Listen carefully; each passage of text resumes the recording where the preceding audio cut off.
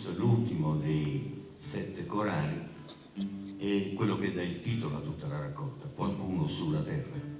Il riferimento è alla responsabilità dell'uomo che spesso demanda ad altri la responsabilità della storia, e in questo brano appunto c'è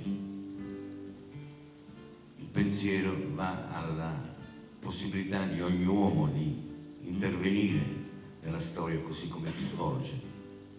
Appunto il titolo è Qualcuno sulla terra.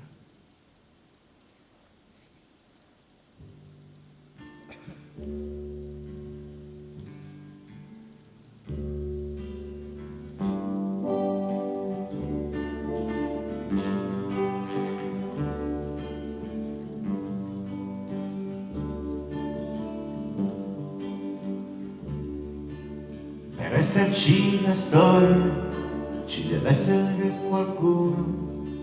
qualcuno che ricorda e comincia a raccontare. Per esserci la guerra ci deve essere qualcuno sulla terra che la guerra vuole fare. Per esserci l'amore ci deve essere la luna e qualcuno sulla terra che si lascia illuminare. Per esserci la musica ci deve essere un mistero, una formula che esiste e che nessuno sa spiegare. La storia non è solo storia di martiri e di eroi, ma un piccolo grande racconto che assomiglia a noi. E tutta la musica anonima di anonimi tamburi sono tutti i graffiti del mondo che colorano i muri.